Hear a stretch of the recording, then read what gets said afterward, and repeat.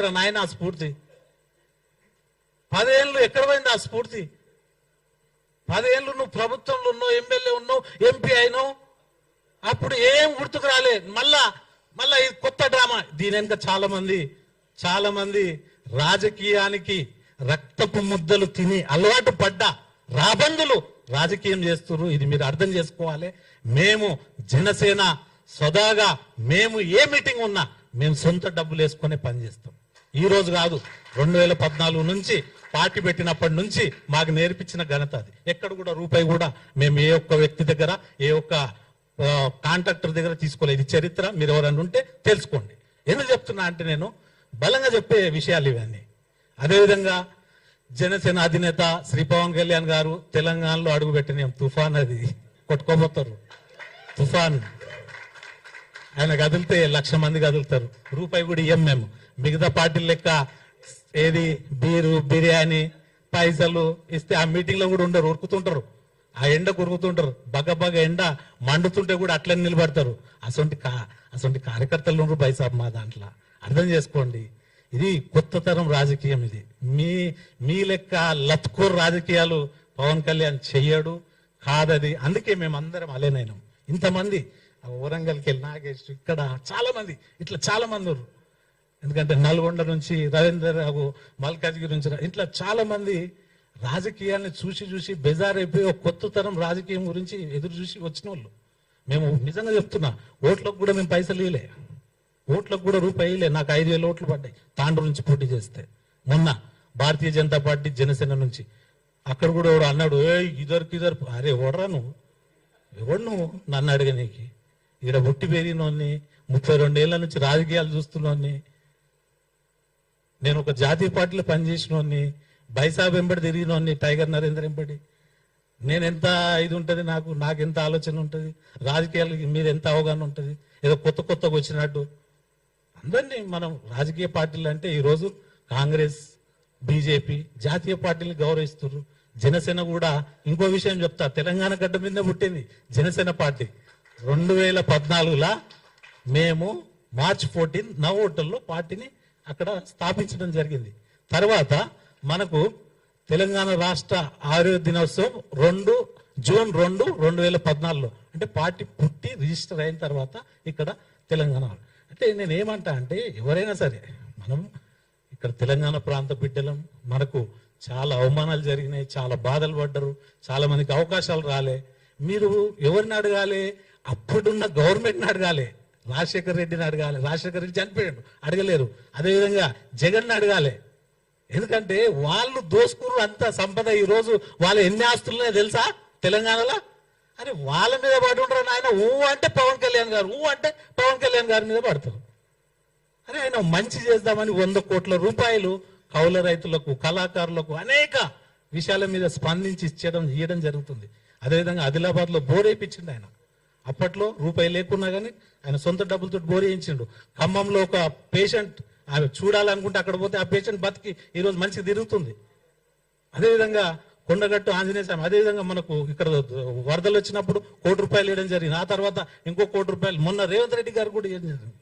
అదేవిధంగా నల్లమల్ల అడవిలో యూరేనియం తవ్వకాల మీద ఇప్పుడు ముఖ్యమంత్రి ఆ రోజు నా పక్కకే కూర్చుండు, నా పక్కకే రౌండ్ టేబుల్ సమావేశంలో కూర్చున్న రోజులు ఉన్నాయి ఇప్పుడున్న ముఖ్యమంత్రి గారు రేవంత్ రెడ్డి గారు. ఆ రోజు ఇమీడియట్ గా అసెంబ్లీ జరుగుతుంది, మేము తవ్వకాలను ఎక్కడ కూడా పర్మిషన్ ఇవ్వలేదని ఆపేయడం జరిగింది. అటువంటి అంశాల మీద ఆయన ఫైట్ చేసిండు.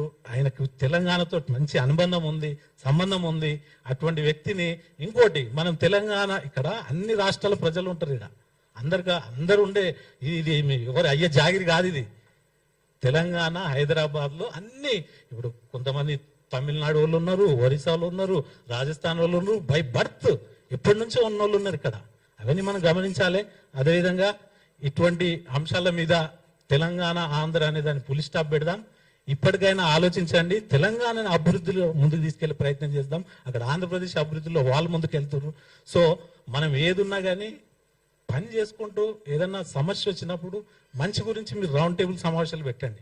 ఒక వ్యక్తిని తిట్టడానికి మీరు ఎక్కడెక్కడికి వెళ్ళి, అందులో ఒక ఆయన డైరెక్ట్ చెప్పిన వ్యక్తి, నేను రాజశేఖర్ రెడ్డి హయాంలో చైర్మన్ గా ఉన్నా అని చెప్పిండు. అది మీరు గమనించాలి. అంటే ఈ ఏ డైరెక్షన్ లో జరుగుతుందో తెలుసు. ఇప్పుడు మా నాయకుడిని మీరు అంటే మేము ఊరుకోవాలన్నా?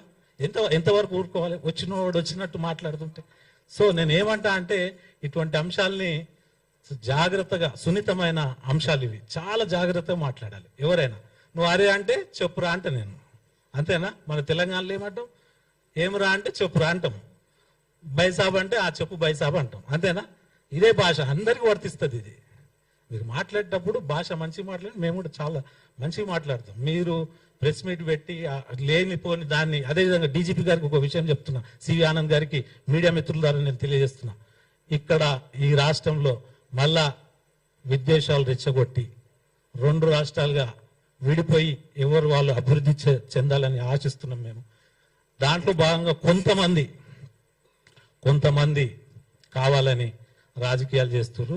వాళ్ళ మీద మీరు పూర్తి దృష్టి పెడతారని నేను మీడియా ద్వారా తెలియజేస్తున్నా.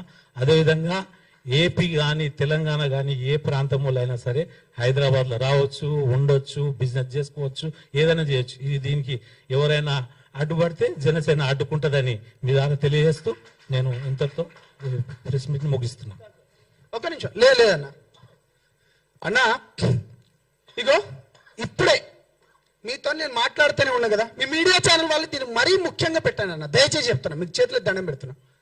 ఆర్టీవీ వాళ్ళు అంటే నేను పాషం యాదగిరి గారికి ప్రజాస్వామ్య పద్ధతిలో పవన్ కళ్యాణ్ గారు పెళ్లిళ్ళు చేసుకున్నాడు, ఆయనేమో 5 పెళ్లిళ్ళు అన్నాడు, ప్రజాస్వామ్య పద్ధతిగా రాజ్యాంగబద్ధంగా చేసుకున్నాడు అంటే ఆర్టీవీ వాళ్ళు చూడండి. మీ జర్నలిస్టులకు నేను ఏమైనా అన్నానా అన్న? ఒక్క మాట అయినా అన్నానా? మీరు దయచేసి ఇది పెట్టాలి, యావత్ తెలుగు రాష్ట్ర ప్రజలకు మీరు పెట్టాలి. ఇగో పవన్ కళ్యాణ్ మొగర్రా బరాబర్ 3 పెళ్లిళ్ళు చేసుకుంటాడు, తెలంగాణ జర్నలిస్టులను ముండా మోపి కొడుకులు అన్న సంపద నాయకటి. ఇది ఎక్కడి జర్నలిజం అన్న? ఒక్క నిమిషం బ్రదర్. పాషం యాదగిరి అయితే నేనేమన్నా? ఒక్క నిమిషం. ఈ టైటిల్ పెడతారా? జర్నలిస్టులు అందరిని అడిగినామా? జర్నలిస్టులను అందరిని అన్నమా? జర్నలిస్ట్ అందరిని అన్నమా? తప్పు తమ్ముడు, తప్పు. మీ అందరికి బాగా తెలుసు.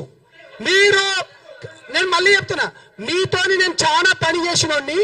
ఇది అంటే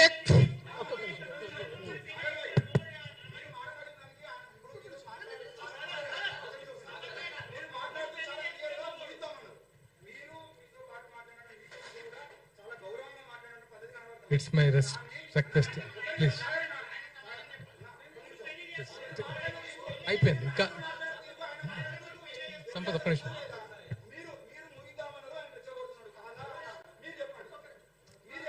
మనం ఒక్క నిమిషం సమాధానం. ఒక్క నిమిషం వద్దు.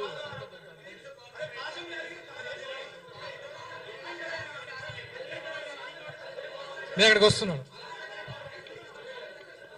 వద్దు, గొడవ అవుతుంది, వద్దు.